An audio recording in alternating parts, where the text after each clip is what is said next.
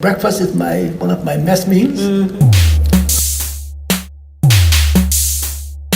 Breakfast should be the meal of a king. Breakfast should be the meal of a king. Breakfast, king. Breakfast, king. King. Breakfast, king. Breakfast should be the meal of a king. The lunch should be of a prince, and the supper should be like a pauper. And that's us. Yeah. We pick a lot of mushrooms in Finland, and also berries. These are very Finnish. This is a time in Northern Europe you can pick different mushrooms and the taste and the aroma. So these are something very delicious, healthy. Oh, there's so many different. If you really study mushrooms, there's so many different. So karvalaukku, haapasieni, kantarelli, suppilavahvero, herkkutatti, lehmäntatti, orakas, mahakas. Oh, there's so many. Oh, there are some are like trumpets. They are called trumpets. For instance, cantarelle, things like that. And there are some mushrooms are very poisonous, so you can't eat. They can be deadly. So you must learn some things when you start. It depends what kind of forest it is, because different mushrooms need different kind of environment. So you learn these things. Oh, that's something you learn. It's in your genes, maybe, when you live in Northern Europe. My husband is Canadian, and he even likes to pick mushrooms. I took him to woods there, and because when it's fall, when it's a nice sunny day, not too hot, and you walk there and you find, so these memories are very nice. It's like my kids, they have these memories too. They still love mushrooms. Or sometimes we took some nice snacks with us and coffee and met other people there picking mushrooms and nice talk. And you use big basket, so you put them there, so they are there, airy place, so they don't go mushy. You just cut them there. You can use small knife, or you just pick them, and they must be dry, because if it's very rainy, you can't. They go bad very fast. So, or you must. You can freeze them, or cook them, or eat them very quickly. Or dry. You can dry too. I usually it depends what kind of mushrooms you have, what is the best for them. It depends on quality. And some are very nice for cooking, made just cook and put salt and keep it in fridge. Some are you can dry very easily, and like that. Oh, good appetite. Bon appetit. I grew up on a little dirt road called Violet Road, way out in the country. It's down, if you go past Napanee, Ontario, before you hit Odessa, Ontario, there's a side street, a side road that goes off. Right now it is paved, but then it wasn't paved. We went to a one-room schoolhouse. It was a very old schoolhouse in one room with one teacher and outside toilets. Actually, there was a lot of poverty there, and some of the kids came to school with bread and margarine, and that was their lunch. That was their only lunch.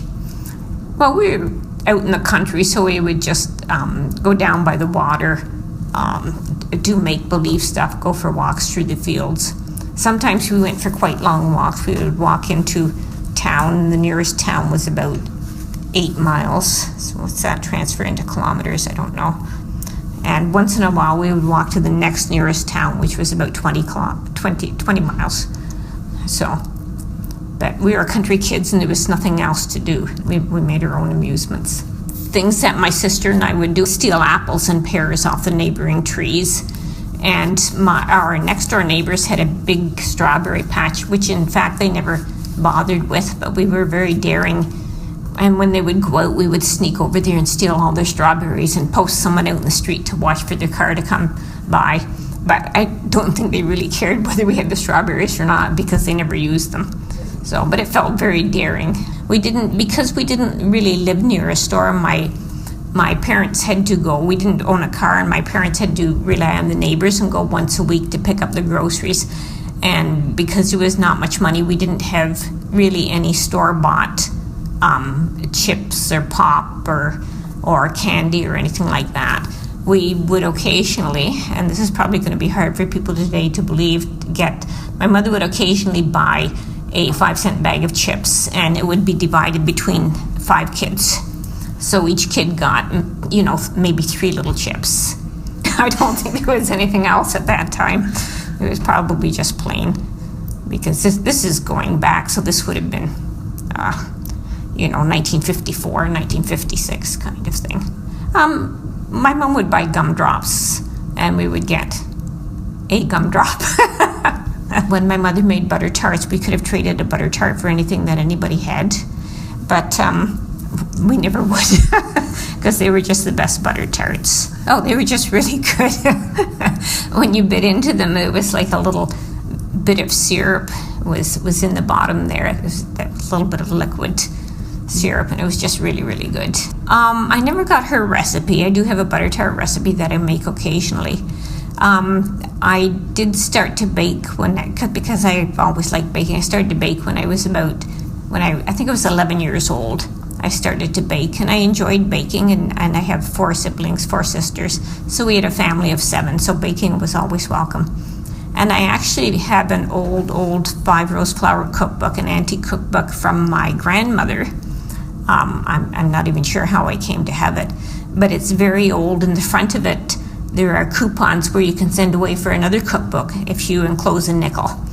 So it's a 5-cent cookbook if you have the nickel. My mother baked homemade bread every Sunday morning.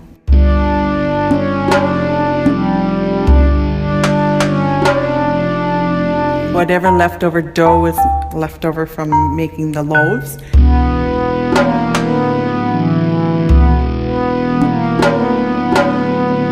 She would make into little round donut shapes, and she'd deep fry that and dip it in honey.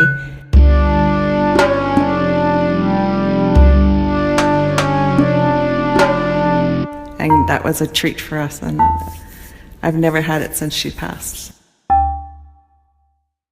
I remember my mother making tons and tons of what Portuguese sweetbread. There was a recipe, but she never followed that recipe. It was, however, it turned out different each year. But she made so much of it. And I remember saying to her, "Mom, are you feeding an army? How much of this are you making?" So she would bake all this bread, and my sister, my brother, and I were responsible for delivering all that bread. So this neighbor, that elderly neighbor, that cousin, that relative, right, got the sweet bread. So I remember the house smelling for weeks of that bread. No, traditionally at Easter time and at Christmas, that's when she baked her sweet bread. But once in a while, if we wanted it, we'd say, "Mom, make some sweet bread." Then she would make it in smaller batches, but it was mostly big batches. And at Easter, she would put eggs in it. You know, the hard-cooked egg would go in. And she'd make dolls for the kids. So the face of the doll would be the egg, and then the doll with the sweet bread. It was hard to describe what sweet bread is like. Not as dense as bread, but not as soft as cake. It was like in between. But she would paint these dolls' faces. I mean, some of them were so artistic. And then as kids, we would help her. So we would paint our own dolls' faces. They were horrible. We were kids, right? So these dolls looked sort of demented. But all that, the smells and the sounds and the giving away, I remember all that. depending on what region you're from the islands where my parents were from, it was called masa svada. And if you were from the continent, it was pandus, which translates into sweetbread. Masa svada means leavened bread, sort of punched. I would say depending on the size, because some were smaller. You know, we got the larger ones for us, and then she'd make smaller ones. I would say at least 20 loaves, if not more. And I remember my dad going out to buy her a new oven and stove because the other one just couldn't cut it. Okay, the dolls that we made, she would take one piece of dough and make a long rectangle. And then she would take another piece of dough and stretch it out and wrap it around that long rectangle and make the arms. Then she would flatten the top half of the rectangular piece to make a hollow to put the cooked egg in. Then she would split the bottom half of that rectangle and make legs for the doll. So it's very simplistic, right? And then you know, she would get elaborate. She'd take another little piece of dough, and if it was a girl doll, she'd make braids or ponytails or long hair for it. And if it was a boy doll, she'd make a hat for it. She would take food coloring and a paintbrush, and she would paint the face on. You know, the girls always had eyelashes, the boys didn't, right? Or a mustache. Sometimes the boys had a mustache. And then she discovered the non-toxic markers that we had as kids, the fine point ones, and she cheated a bit and didn't use the food coloring, used that. But it stained the egg on the inside. So it was okay because when the eggs were stained and we didn't want to eat them, we had a little dog, and the dog ate very well during that Easter time. The eggs were white. She would leave them white. And then one of us made a comment one year that why were all the dolls white? So she specifically went out and bought brown eggs so that we'd have a multicultural doll. Yeah, my mom was awesome. I am half Jamaican, half Scottish, and I was grown by my Scottish grandmother and my Jamaican grandmother. No, I was back and forth because I was born in England, but I was going back and forth between England, the States, and Jamaica. So I called my Jamaican grandmother Mama, and I called my Scottish grandmother Nana. Basically, my Scottish grandmother was stay at home. My Jamaican grandmother was a nurse.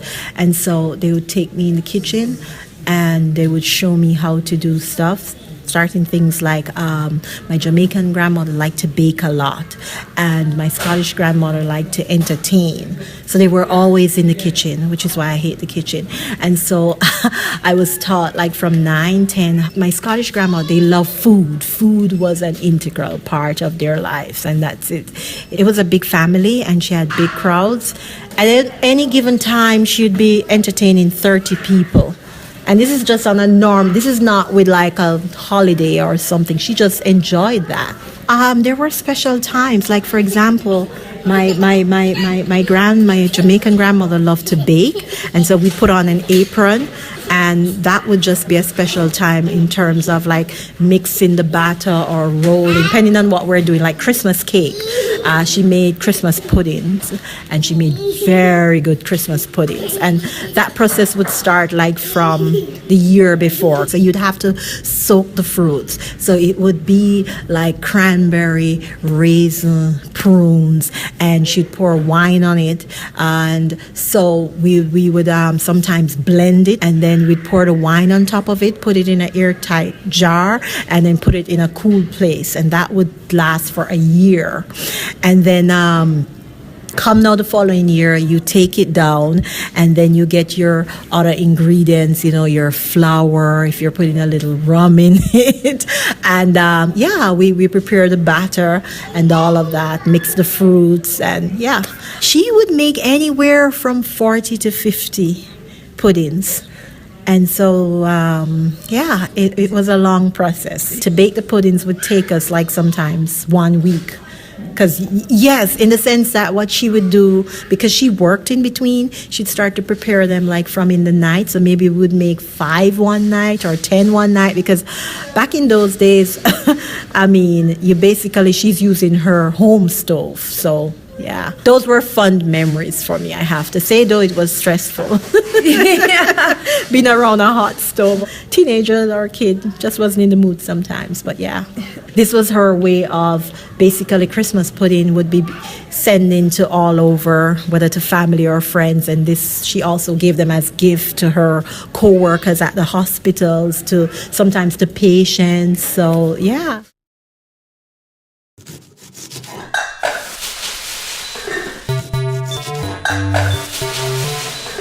I used to watch them cooking in the kitchen so that we could learn some of the recipes, right? In the kitchen, birthday parties, chopping garlic up, adding dill, or like cutting potatoes, be like a little like side tip. So I learned how to cook. And we have a lot of good fish there. I like to go fishing and bring the fish home, cook them up and eat them right away.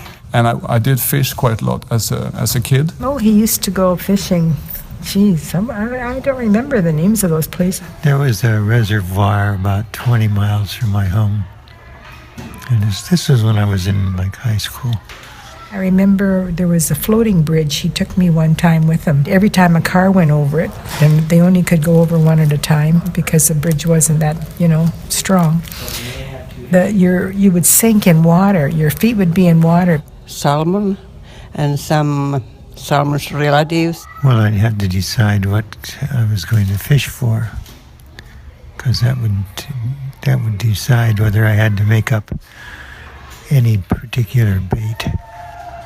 And I remember there was a special flatfish with red dots on it. I don't know the English word for it.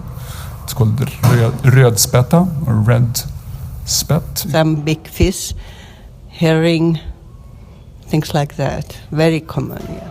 So if I wanted catfish, I'd make up balls of goop that stuck together in the water, and you could put a hook in it. And the catfish would come along and just swallow it because they wouldn't feel the hook until it was too late. But when he took me fishing with him, he said I had to put the worm on the hook myself. She taught me how, and he said when I got older I would have to do that myself. So when I got older I never went fishing with him. We used to go out and catch the minnows with a net, and night crawlers, worms, big, long ones. He used to have this barrel.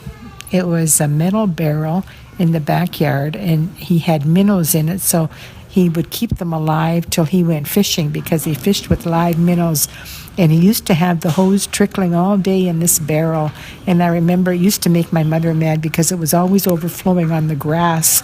And we'd have these minnows all over the grass. But anyway, water was real cheap in those days. Everybody paid the same no matter how much they used. It was a flat rate, they called it. But filling up the sink and kind of, apparently I enjoyed that, playing around with the fish before it was kind of cut up. Obviously it was dead. Well, you clean the fish first, take the scales off. It's messy. Kind of get them all over the place. I was fascinated by the head. It's totally flat, and it only has kind of the eyes on the upside. And then you lift the fish off the bones. So then you have a piece of boneless fish. That's the way I like to do it. I think I liked especially the fins, the bigger fins, to feel the texture of them. I did that for sunfish and perch, little tiny perch, about that long. The fish bit when it was raining. I think when it was raining, he'd be out fishing.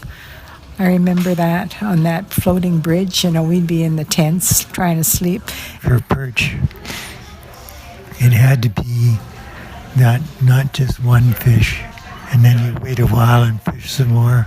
You only do this fish perch business with the tiny perch when you can get a lot. and you want to fill a bucket full of perch. So, Well, I mean, you have to be cautious when you play with them, but at least, you know, you lift them up and you kind of move them around a bit in the water, and you keep them in water until you boil them. I made what was called 50 perch soup, and that was good. You just get the insides out of them. You didn't bother with scales, because the scales would melt, and that was part of the soup. You cooked them until they fell apart, and then pour it through a sieve, and you'd have your stock, you'd have your soup, the basis of the soup, and you'd have a ball of fish, which I'd heave out the door for the cats, and they'd find it quickly. You'd heat up that soup, and you'd put fresh lemon juice in it, and cook that juice in, and then you could add cream without curdling the cream, so you get this cream of perch soup. Newfoundland, the meal that I most recall is traditional jigs dinner. It comes from the idea of jigger's dinner, and a jigger is a fisherman that jigs for fish. But what we do is we have a piece of salt beef. It's been heavily salted to preserve, so they boil it, toss off the water, boil it, and do that until it's not too salty anymore. Once the saltiness level is at the right level, which in Newfoundland, the tolerance and preference for salt historically has been much higher because we have so much salted preserved foods. So you start adding the root vegetables, always root vegetables, by order of how long it takes to cook it. My aunts will kill me if I get it wrong, but maybe if cabbage takes the longest, you put that in. Turnip takes a long time, or rutabaga, you might call it. We call it rutabaga turnip there. Then you might have carrots that go in. Then the potatoes go in, which was always my favorite. And so everything was cooked in one pot and flavored by this salt beef. So then when dinner's ready to be served, the vegetables are taken out, like they're cut in nice slices, and the potatoes are more in half, like they're big pieces. So they're put into the separate bowls and served separately. And the salt beef comes out and is also served. Usually there's only a little bit, so you might get a couple strands. But the water is what we refer to as liquor. Actually, in Newfoundland, I think if you would refer to liquor in Newfoundland, we don't tend to think of alcohol. We tend to think of the Jigs dinner broth that's left over. Rarely did I just have Jigs dinner, because if you also cook a roast beef or a chicken at the same time as doing that and serve it, we would call that a cooked dinner. Yeah, that's a meal that I still love to have, and I didn't love it growing up because I didn't love vegetables growing up, but I would say now I love it. I love having it. I love the flavor of it.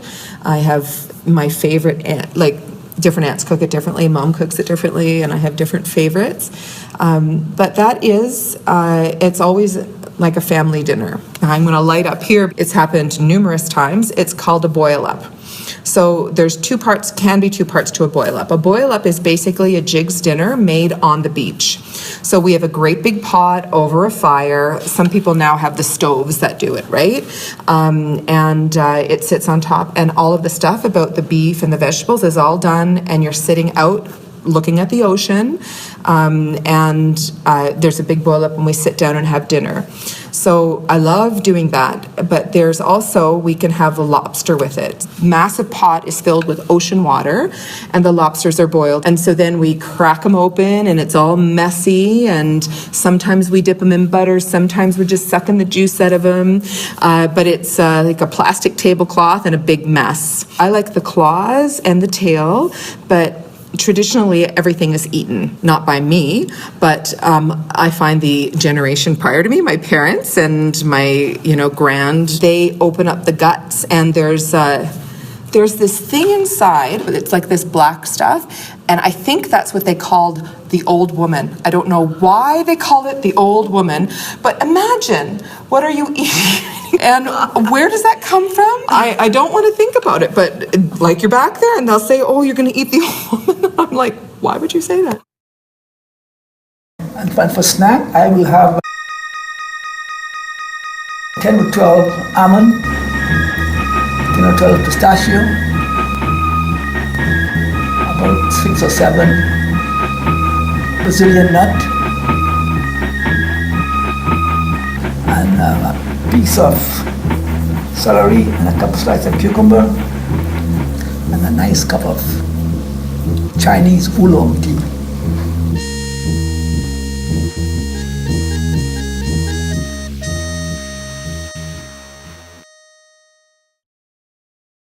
My husband and I own Kingsway Fish and Chips. This was his family business that we bought out so his parents could retire. The fish and chip store has been in the Kingsway for, well, since 72, and has pretty much been in the family majority of the time. There was a small stretch of time where he had sold it before he bought it back. So the first store in the Kingsway was on the corner, pretty much beside the library, right on the corner. And it starts back, kind of way back, to my father-in-law. He was from Holland, Gary Blockhouse. His grandparents had lived in a small fishing village and served fish and chips. The whole story goes that his parents immigrated to Canada, and when they first came here, I think Gary was about 6 years old. They stayed with family, cousins who are also from Holland, and they had started a fish and chip restaurant here. And so his parents came in with their children, I guess worked with them and kind of saw the ins and out of continuing the business, that sort of some of the traditions from Holland. We're really, really well known for Good Friday here. It's the busiest day of the year. It's the biggest day of the year. On Good Friday, we serve around 3,000 meals, approximately. Like 3,000 pounds of potatoes and, 2,500 pounds of fish or something. It's like we're extended hours and we're lined up from about 11:30 till about 8:30, 9 o'clock at night. And that is lined up down the street, 2 directions, one for takeout, one for dine-in. And we'll have people come in to take out, and there might be one person in line and they may order 30 or 40 meals because they have a crew at home. People plan their Good Friday meal based on church services and timing. We have a very strict, steadfast rule that we do not take reservations. We do not take phone-in orders. It is a first-come, first-served basis. I have had people offer me obscene amounts of money to make a reservation on Good Friday, which I've turned down. And a lot of people, it's tradition for them. Like they have done this every single year for as long as since they were children. Like it's just what they do. It's a lot of coordination. It's a mandatory, every staff member must work that day. When you're hired, it's part of it. It's an interview question. Can you work on Good Friday? Plus we bring in extra family and friends. But in all of this chaos that it is, in the amount of people and stuff, it's probably one of the best days of the year.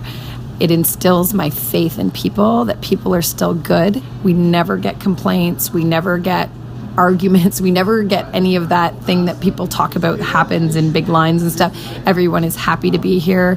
They meet people in line, and you might have 2 tables of 2 that are standing side by side, and they'll spend a half an hour standing in line talking to each other, and they know, hey, why don't we just sit together, because then we're one less table that they have to seat. And then you'll have these people of the community who have just met for the first time, and they've shared dinner together just to kind of make it work better within the restaurant. It's a really kind of fabulous feeling in this, like, to see that, and it happens every year.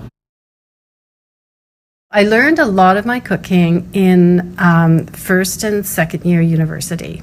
So when I grew up, my mother was very British in her cooking style, and was not really experimental. She was a really traditional kind of British Canadian cook, and she did what she did really well, but not really exciting. So then I went off to university, and I did a lot of living in co-op houses, so with many other students. And one of the students was a 17-year-old Canadian whose father worked in external affairs, so he was in the Foreign Service. Her name was Frances, and she was very confident, very sure of herself, had a lot of worldly experience considering she was only 17.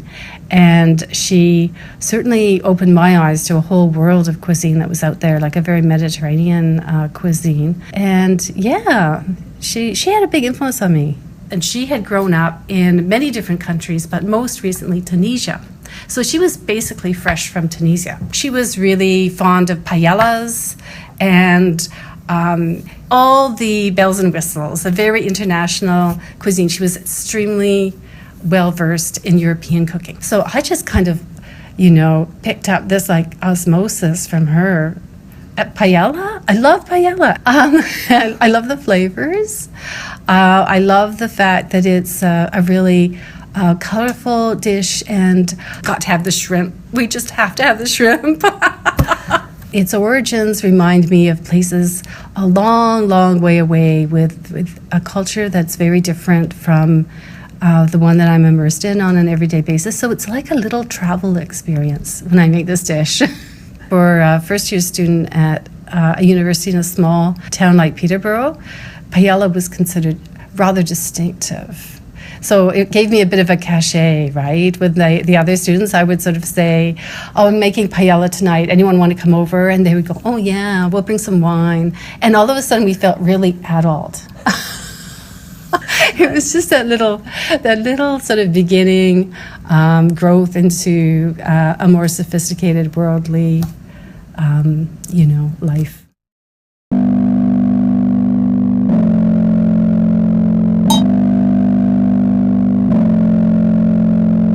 I helped to my mother to open the green peas.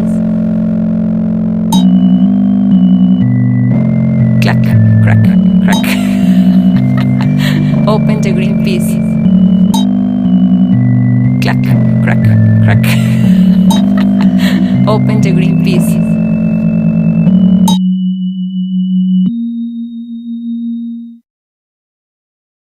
When I was a kid, I grew up in northern Italy, so we did not have, our food was not spicy because it was spicy food in Italy. It's more from the south than the north. So I didn't really have that experience. And then when I went to the US, at one point, when I went to university eventually, my roommate was Jamaican. His name was Jeffrey, just regular name, Jeffrey Clinton. And he started cooking. I didn't know how to cook, but he knew how to cook very well. So I was washing the dishes and he would be doing the cooking. So I watched him and I started enjoying really spicy food. And that's how I was introduced to spices. And now I do love spicy food.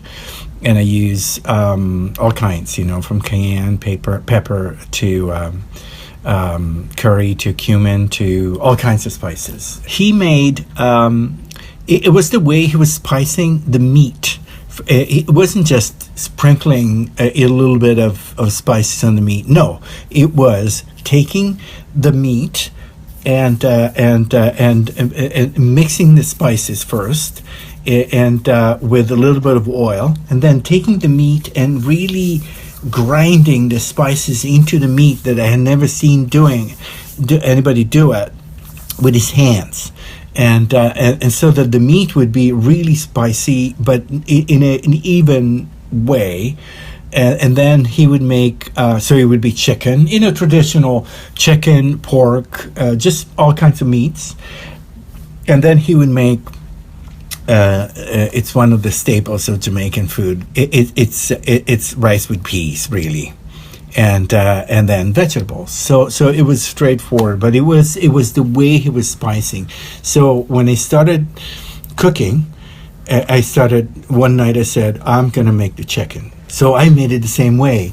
But of course he came home and he said, oh my God, this chicken is so lousy, because I didn't spice it the way. And then he showed me, no, you have to do this, So, and that was a good experience, because then it opens actually trying, being exposed to a completely different way of cooking.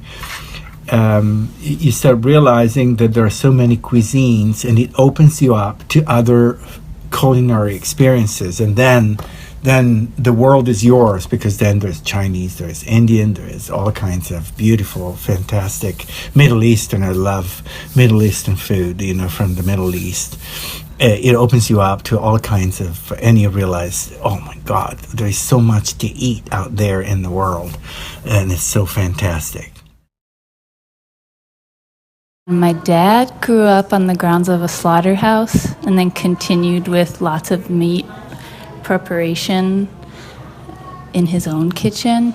He was really into doing smoked meat stuff, which he did outside but then would bring in, or we would prepare the meat inside with the rubs and stuff to then go smoke. So he actually built smokers that could be pulled behind a car or a truck. He was a welder. He did a lot of things. So basically what we would do with preparing the meat would just be like getting huge plastic bags and filling them with meat and the spices and shaking them and then taking it out and rubbing them again and then letting them sit and coming back to it and taking more of the spice rub and rubbing it and massaging it. Because the key with getting smoked meat that's easier to eat is like a tenderizing process with the rubbing of like softening it up almost like leather or something. So a lot of touching dead animals. I grew up like on 80 acres. So with cows and sheep. It's in Illinois, outside Chicago, farmland. Since we had so much property, we was always collecting scrap metal. So we made it all out of scrap metal and would design them to be in different shapes, like a choo-choo train that like the smoke comes out of the choo-choo train or whatever, like things like that, or like a face that looks like it's smoking and weird things like that, which he would then sell. Just for fun though. It wasn't even his business, it was like his art or something. A lot of the smoked meat that he made was just jerky. So just like, we ate that all day, all the time. It was like your snack. If you wanted something, you would pick up a piece of jerky and like gnaw on it for a while. It wasn't even something that necessarily came from his background, because that was more roasting.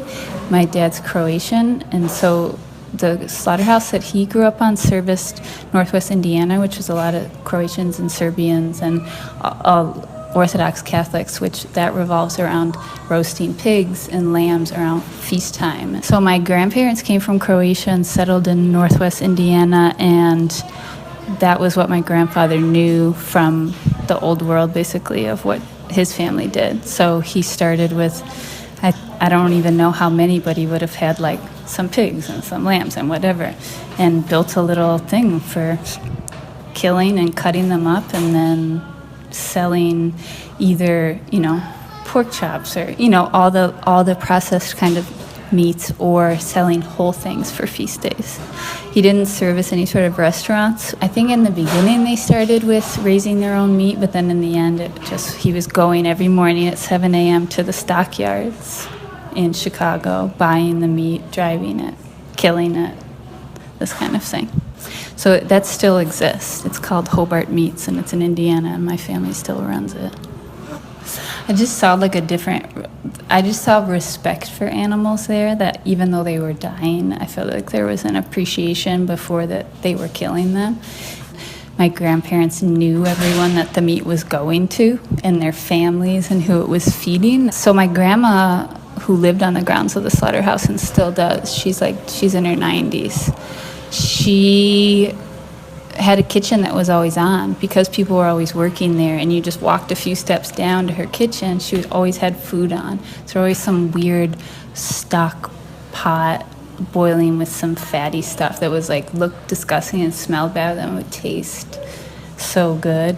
And just you couldn't not eat. It would be offensive if she offered you something and you didn't take it. And she thought that if you were a skinny person or a lean person, there was something wrong with you and bad luck was coming. And you wanted to try to reserve as much as possible. And you couldn't leave scraps, like even orange peels.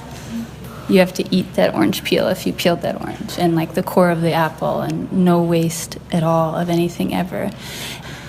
She drank beer every day with salt and pepper in it and raw garlic. And that's I never saw her actually eat as much as she cooked. I don't know, subliminally I learned a lot from her that I wasn't even picking up in some sort of way that she was teaching me or anything like that, but learning how to not waste food and use scraps and things like that, and getting really weird eating habits. A snack at her house would be some green onions on a plate. She'd be here you go, chomp on these.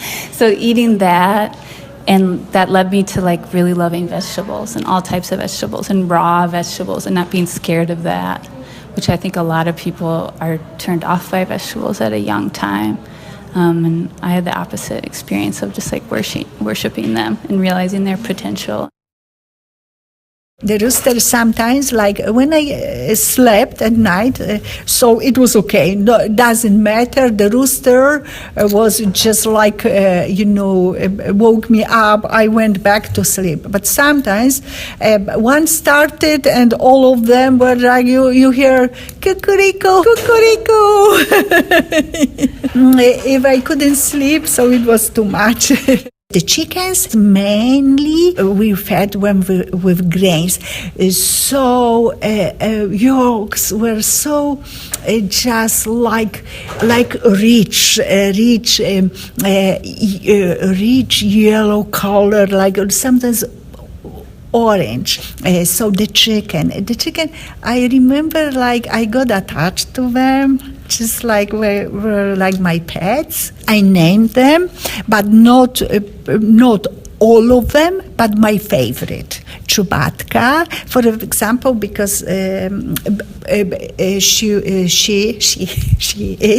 had just like the feathers, like a little bit just up, like. So they left it for me. She never ended in the pan. She was never turned into the chicken soup. But to me, it was her. It was Karolinka, but Karolinka, this is like Carol. Albo Koralowa, like coral. Oh, Czarnuszka, Czarnuszka, this is like Czarny is black. Because she was all black. I grew older and I realized that the life is not everything just like good and only good, and this is just like the life. Like I grew out of naming them. It was when I was a little girl. Like the world to me was only positive. Everything was because I grew up in the nice family, loving family. They loved me, so everything was beautiful. The life was beautiful. The nature, everything. When I found that, like the falcon or the fox can end her life, so it to me was like too painful to name. Like like it was a friend. Sometimes we had the hen sitting on the eggs, and sometimes I took the egg and I listened. There was life inside, so it was really something. And I remember when the egg was splitting and the little yellow, just like head or big, beautiful. I held them very carefully. Oh, my grandma was the best to kill the chickens that she needed to cook the dinner chicken soup. She didn't have like the second thoughts. She was very good woman. She wasn't cruel. I never saw her. She loved animals. She was just like full of love. But she was born in 1900 and she survived 2 wars. She survived. So it was just like she had to feed the family. Her husband went to the war. She had 3 children. So it was like she needs to feed them. She just took the axe, shortened the chicken. And she did what she needed to do to keep her family well, not only alive, but well fed. Oh gosh, oh gosh, oh gosh, oh gosh, oh gosh. There was this porridge that my grandma would make. I just hated it. Oh gosh, oh gosh, oh gosh. She would get like the extra large plate, like the really, really big plate. You had to finish that whole plate. Oh gosh, oh gosh. I just hated it. We always had a garden in Trinidad. We had lots of big land, a house in the middle, and fruits and vegetables grew around, even coconut, fresh coconut. And we just had to go and pick and come and cook. And my mom going to cook, she could just go in the garden and cut fresh stuff and bring it home and cook it. Even meat, it was live chicken that they will kill and have, Eggs were fresh from the hens. We had mangoes, tangerines, orange, coconut, lots of land, even bananas. We had bananas, plums, cherries. You just name the fruit my dad used to plant. We had fruits around our house. My dad said they don't want us to climb the trees, but as soon as when he not home, I used to climb up the tree. Because girls are not allowed to climb the trees. I just wait till he not home, then I used to climb. Well, that garden to this day I miss, and we had luckily, like I say, a lot of property. It wasn't like acreage, but it was in the neighborhood. It was the biggest yard. We were at the corner lot. I don't even be like half a block long, or I don't know. It was long. We actually grew a lot of our own produce. We lived on 5 acres. We weren't farmers because they were city people, so we had a large garden, and my parents also grew cucumbers for pickling for Bix, Bix. And she did every vegetable you can imagine: cabbage, tomatoes, potatoes, beans, cucumbers, rhubarb we had for sure, and the raspberry bushes, just the whole gamut. A lot of strawberries and black currants, red currants, raspberries, things like that. I have fond memories of picking raspberries for hours and hours and hours during when they're so plentiful at that time in the summer. But in the summer, it felt like in the summer vacation, every time we wanted to go off, my sister and I wanted to go off on an adventure. My father wanted us to trim the radishes. I was young when they did it, but I just remember that we helped pick the cucumbers. I didn't like this because it was my job to pick these strawberries. And it would be every year, we'd be so faithful in that garden, loved it. And we just were able to, water the tomatoes or something to help her out. And the radishes at that time had leaves which were actually sort of serrated, and they would cut your fingers. Yeah, so it was fun. It was like, my turn, when you have 3 sisters and are all trying to have the hose, that was the fun part when you're a kid, instead of the little bucket. Yeah, it was a whole fun thing for us as children to be able to help them pick them, and you had to pick the certain types, like they couldn't be too big or they couldn't be too small. There was too much. I am only child, and the garden was, in my mind, too big and too much. And so you would work for us it seemed like hours, but it was probably not. I remember big burlap bags full of cucumbers, and they would come weekly to pick them up in a big truck. My favorite things would have been those tomatoes, and I would eat them like apples. I would just grab them and eat them, and it tasted so good. I usually asked my friends to come help me, and they loved it because they ate strawberries. So, in eating bugs with them, we were taught don't take the bugs out, eat the bugs with it 'cause it's protein. I remember having lots of cucumbers in the house, and my grandmother would pickle the cucumbers in different ways. And by the time you were done, your fingers would be sort of all, I don't want to say cut because it didn't go deep, but they would be all scratched up from the serrated leaves of the radishes. I'm not very much strawberries these days. No, I have eaten them too much. So eating all those little black bugs and feeling them pop and thinking that was really cool. I miss that to this day. Because even the farmers market, as good as they are, and they are, but in those days, maybe it was the soil, maybe something, or maybe just the memory as a child. Ice cream. They used to make their own ice cream too. We had a pail and we turn and make the ice cream. Turn and make the ice cream. Turn and make the ice cream. You have to turn it around and around and around. And me and my brothers used to have lots of fun doing it. Turn it around and around until it gets ice cream. Onigiri, that was my favorite snack. It is a rice ball that you put the seaweed. Sometimes you can put egg or cucumber in the middle. And that's something that I really liked. So there was war in Japan, right? The second one. And then I think they had ships that would take the Japanese people to a safer place. So some people came to North America, some to Central America, and some to South America, which was Brazil, São Paulo. And that's where my grandparents came. And then they grew up like in a Japanese family, but learning how to speak Portuguese. You know, then they got married, had kids, and then the kids had kids. Yeah. And then, yeah, me.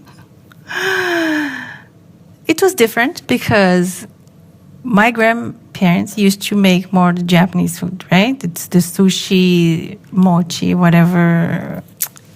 Inari sushi, they had tempura, onigiri, and misoshiro, and all those, what else?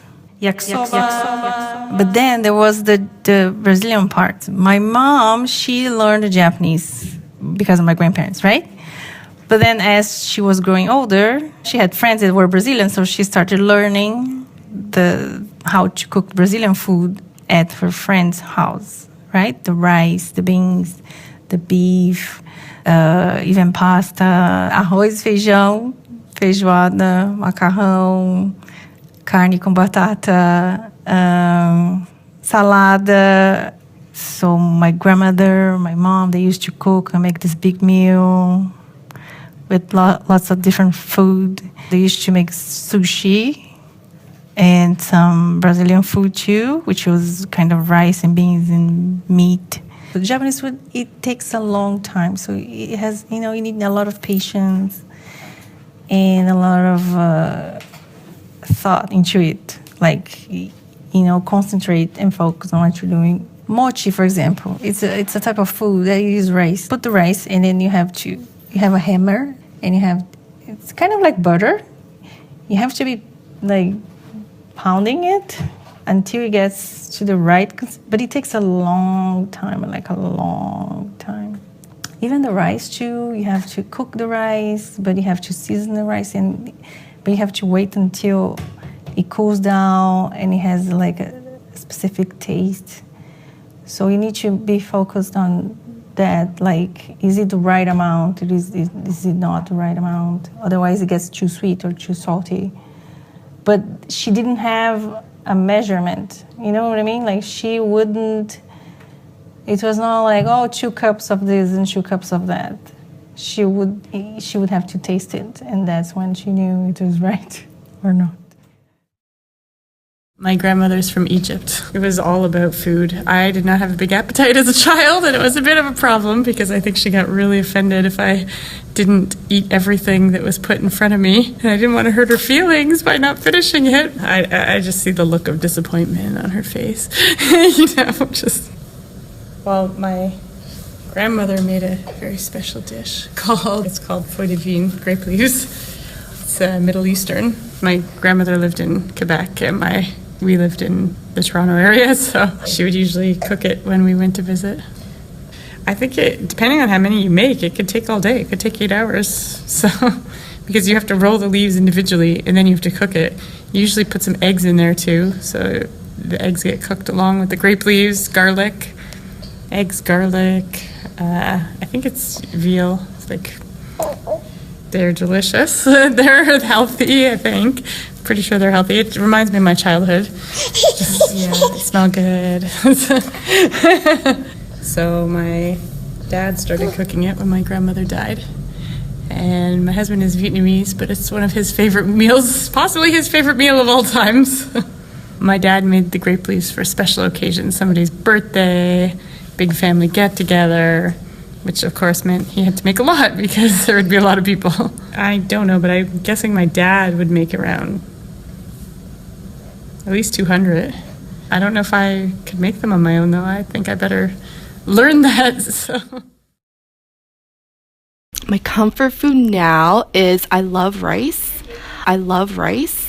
I love rice. Rice now is like my staple. I love eating rice with like everything. Even like in breakfast, I love having rice with like an egg on it. I never would eat that combo before, but like my aunt would be like, yeah, sure, this is like really good together. Or, like rice with like different types of food on top of it. So I love rice. That's like my favorite staple food, and I always go to rice. So rice makes me feel good. Like white rice, like whenever I go to my aunt's house, there's a big pot from like the rice cooker. My mom has a rice cooker too. My aunt already knows that I'm gonna go for the rice, so she makes like extra just so that, because I always go for rice. That's like my go-to. And white rice is my favorite, but like I try to go with like the wild grain rice too, brown rice. But rice is my favorite. Yeah. Yeah. I learned this from my aunt when I was young. I watched her cook. Rest in peace, she already passed away a few years ago. Young Belia. She's a very good cook. She caters. She used to serve in a school cafeteria in the Philippines. It's a high school cafeteria. She came from a big family of 13, and she's really noted, and she's really well known in the family as the best cook in the family. She makes everything delicious, really. And yeah, I miss her cooking. That she cooks from the heart, like she enjoys it. Kare-kare is you boiled, well, you can use either pork legs but I always use the oxtail, because the oxtail is more flavorful. You use peanut, you saute it, or some people actually they grind the rice. That's the more authentic one when you grind the rice, but it's a lot of work, so I just buy the glutinous rice and then melt it, and then to make the soup thick, and then you saute it, and you put cabbage, eggplant, bok choy, or we call it pecha in the Philippines, and some they put the heart of the banana heart. Yeah, that's the more authentic Filipino cuisine, when you put the Filipino the banana heart. Oh, and also use we call it atsuete, but it's a food coloring to make the kare-kare a little bit more reddish. I think it's called in English annatto seed. To acquire the taste, the good taste, you have to simmer whatever you're cooking a little bit more. You then just like saute and that's it. Everything was like you have to simmer. That's how to make it a little bit thicker, and the flavor comes out more. It's a special dish, I guess, and it's delicious, and a lot of people loves it. And you have to eat the kare-kare with bagoong. It's a really good pairing. It's kind of smelly a little bit, but then again, it's delicious. Bagoong is made out of those tiny shrimps that you preserve, and for days you salt it, and then you kind of let it. You don't cook it right away. You preserved it in salt, and it kind of gets smelly a little bit, and then you cook it in a garlic and then oil and let it boil. Then from there you saute it, and it's such a good pair with kare-kare. Jabłko, gruszka, czereśnie, śliwki, all kind of. And like cherries were like sour ones and sweet ones and smaller and larger. Was them dried them, cut in the some we did with the skins. Some without. It depends how, because they were organic, so sometimes they didn't look nice from outside, but they were healthy, and and cut in the just in 4, for example, the larger in 6, and hot water, and put like some sugar, and just put into the large pot, and just put them the jars into it, and just like a little bit just made it hotter, just the air didn't go from outside. Okay, so like the winter, probably February-ish, we do the sausage. These are all recipes passed down from the family. So in Italy, they would slaughter the pigs. Obviously here we just buy it at the butcher.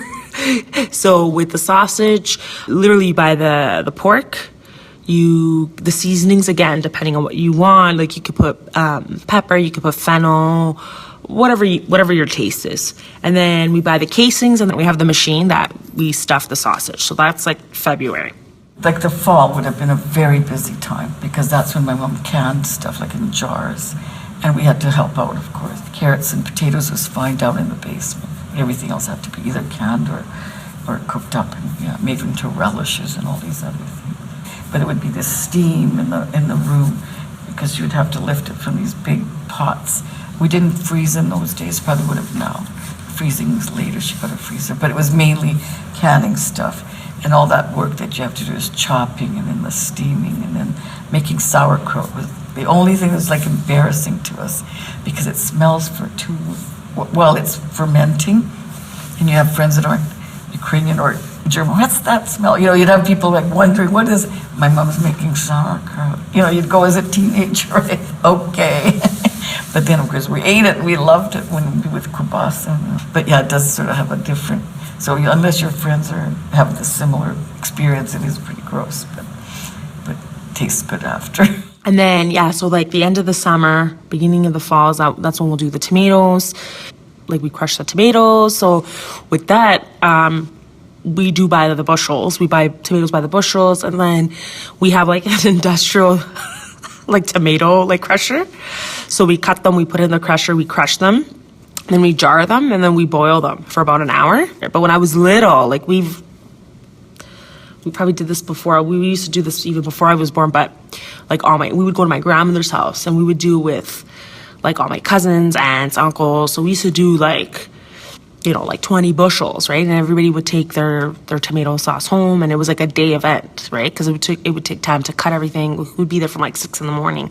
to like 10 at night kind of thing, and just making the sauce. Okay, yeah, when we had to do the pickles, was one of the things is to try and cram in as many pickles that we could inside the jar.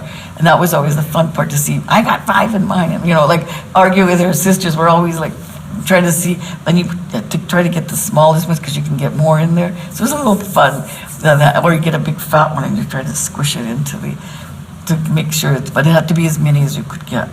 The tighter the better, actually. Then into the fall, we'll do the wine. So there's always something, and it's always homemade, which is always good. Like it came from Italy, so who knows how long they've been making it there. What we do is we get the grapes, and we have like an actual press. So we press it in.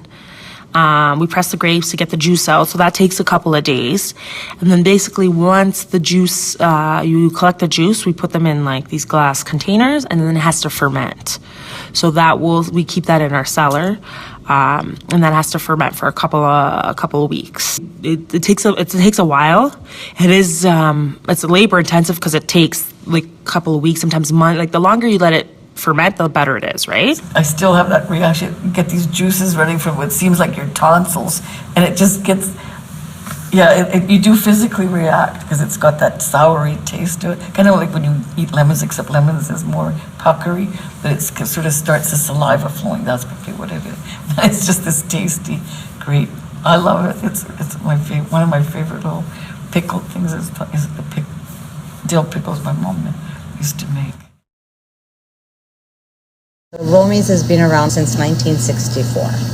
Actually, Romy's came from 54 years ago. It was two brothers that opened it up, and it was Romy's on the beach at Wasaga Beach. And they were there for, I think, 6-7 years, and then they moved to Barrie Road. My brother bought it from them. I bought the restaurant from my brother. And it's been in the family ever since. I learned from my brother. He taught me when I was very young. I was about 10 years old when I started making pizzas. It was fun. It was all exciting to me because it was something new. But I wanted to learn it all because I wanted to be better than everyone doing it all. My favorite part of the job is cooking. My favorite thing to cook is pasta or pizza. Oh my God, this pizza recipe's been around for like 50 years. We make our dough here, fresh, every day. So you roll out the dough, you stretch it out with your hands, and then you put the sauce, the cheese, and you put the toppings. Pepperoni, mushrooms, green peppers, whatever toppings you want. You have to spread the toppings all around. Make them even. And then you put more cheese on top, then you put it in the oven. Let it cook for 10 minutes, and you take it out, and you cut it in pieces. Make each slice look like the other one. Very important. And it's delicious. But my husband makes most of the pizzas now, even though I still make them better than he does. At least I think I do. But he says I don't. But I do make better pizza than him. Oh, I started cooking when I was 10. Because my mother and my father used to work in the field. And I used to make salad, omelet, big omelet, 10, 12 egg. And I used to make those pizza omelet too. So that's why I learned how to make pizza when I was 10, 12 years old, back in Italy. In Canada when I was 19 years old. And I worked for a company for 10 years. And after that, in 1985, I took over Romy's Pizza. And I'm still the owner of Romy's Pizza till now. So I used to be open 7 days a week, and now I close one day because the age and everything, it come to you. And but if I take one day off, the following day I feel lost. So I want to be here all the time, talk with the customer, you know, and do preparation all the time, and cooking pizza all the time. My enjoy is making pizza. Probably in my life, I probably make over 1 million pizza. You have to put your whole heart and soul into everything to make it right, and to make it a success, or to keep it as a success. That your customers come back and still love your food and it tastes the same like it did 30 years ago. So that's very important. I love cooking, so when you love cooking and you love cooking for people, it's just the gratification that you get when people enjoy your food and you feel really good inside. I like all my customers. I know them for 20, 30 years, and I know all, when they call here, if I take the phone, I know exactly what they want on the pizza and where they live. I don't need the address, just give me the order. 90% of the time, they always order the same pizza. Like my brother still comes to eat, it's his favorite pizza. I have customers that used to come at the other pizza place to order pizza, so now I have their kids coming, and in some cases I have their grandkids coming. It's really nice to see these little kids. I remember when they were born, and now I see them and they have their own kids. Very special. Food fight with your mom. The absurdity of it. Food fight with your mom. The absurdity of it. Food fight with your mom. The absurdity of it. Food fight with your mom. The absurdity of it. Food fight with your mom. The absurdity of it. There's also like an apple tree at my cottage. We had an apple fight one time. From Sicily. Italy. She's from Italy, way back then, so it was interesting. I grew up Italian, so there's a lot of food memories. Well, yeah, because it was a fun time. Like on Sundays, you would have the opera on. Sunday lunch or Sunday dinner. Spaghetti and meatballs was our Sunday meal. And, we're singing along, and she'd be cooking, I'd be watching. And it's like a special thing, because it tastes that much better.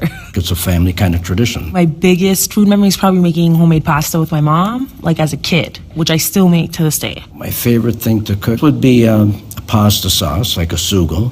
So I was probably like 4 years old when she first taught me. My job was to roll out the dough. For every egg, you use 100 grams of flour, and that's like for one person. Put like an extra egg or two just in case, right? Someone drops by, you never know. So you just make like a funnel of flour, and then inside you just put the eggs and you just start mixing and mixing and mixing. So you cut it up into pieces, roll out the dough. Once it's nice and flat, then you switch over into the actual pasta cutting side. And we used to have the old school, like the manual pasta makers. We basically had two functions. It was like angel hair pasta or fettuccine, and we'd cut it out and then we'd cook it with our sauce that we made. It's actually I like to do it. It's very relaxing.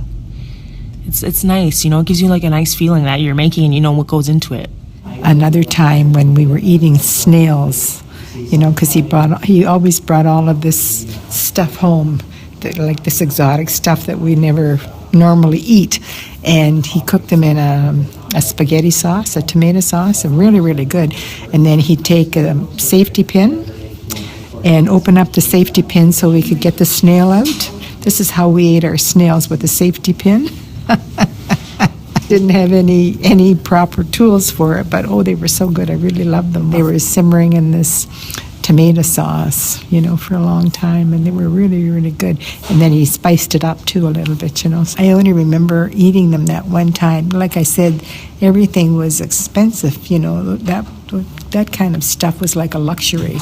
So, we had it once in a blue moon, and I only remember ever having it once, so I don't remember ever eating them again. Being from the north, I grew up with rice. Rice was a big staple for us because in northern Italy, in the area where I come from, we have rice fields. So for us, risotto was the king, not pasta.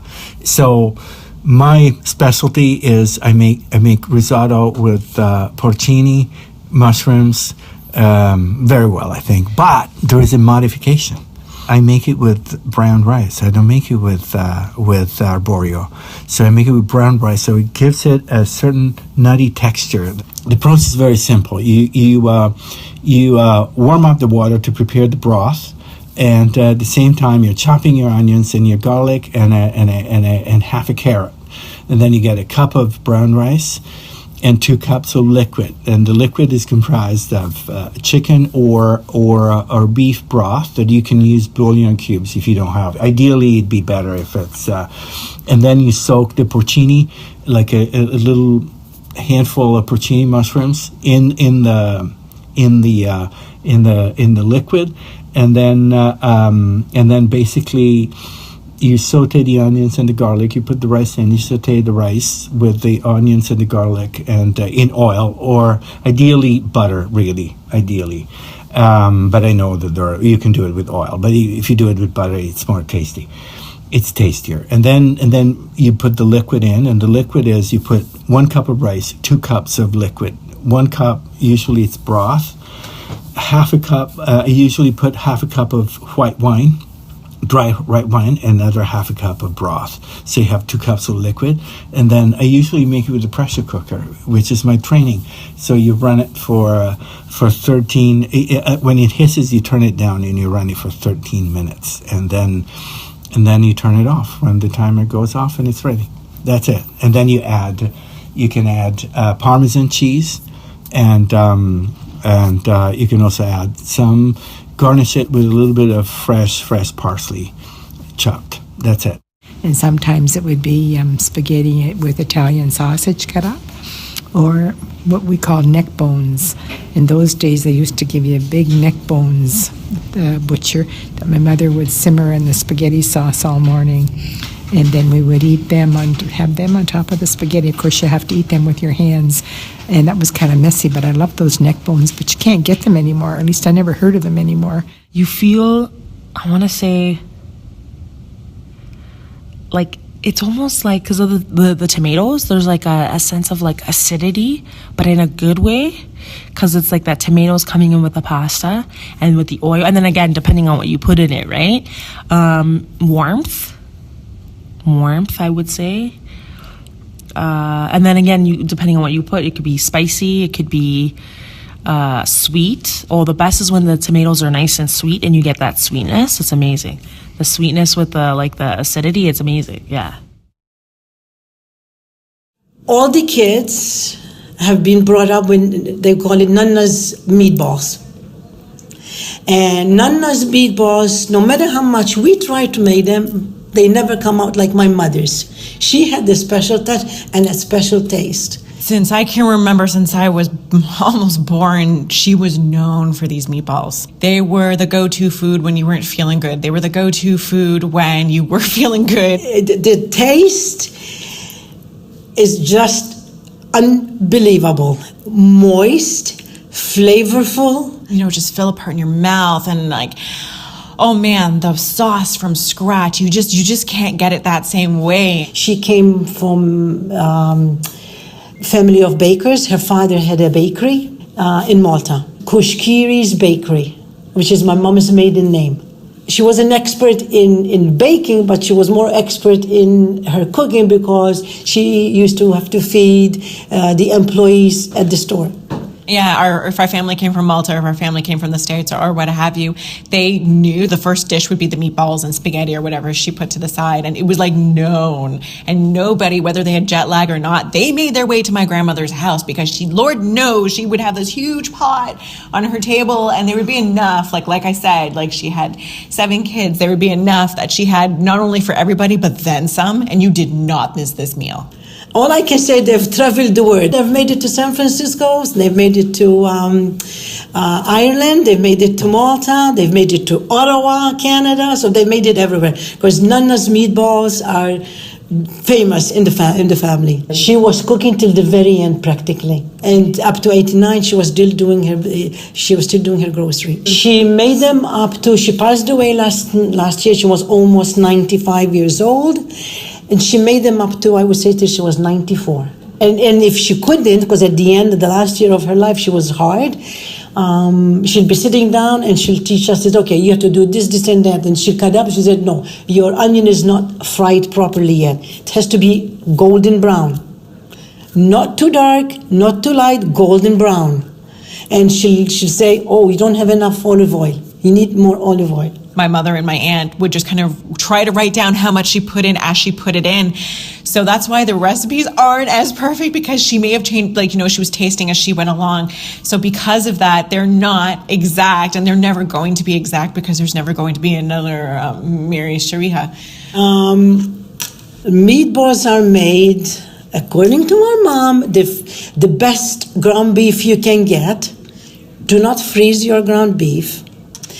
You need nice, fresh parsley, lots of parsley, salt, pepper. You've got your eggs and lots of fresh Parmesan cheese. There was this moment after she had passed away, 1 month shy of 95, where everyone's crying, and it's that's when everyone just kind of looked at each other, really everyone had this panicked look and just kind of like, oh no, what are we going to do? Because there's a bunch of things that we just realized we're not going to have. And I went, who has got the meatball recipe? That's when they brought tears to everybody's eyes, when they talked about their Nana's meatballs and how much love they had from her and how she showed it through her meatballs. And Nana's meatballs really is, I think, just tender love. It smells very warm, very warm, very warm, and I'd say delicious, actually. It smells very nice, very nice. Like very warm. Love. It smells like love.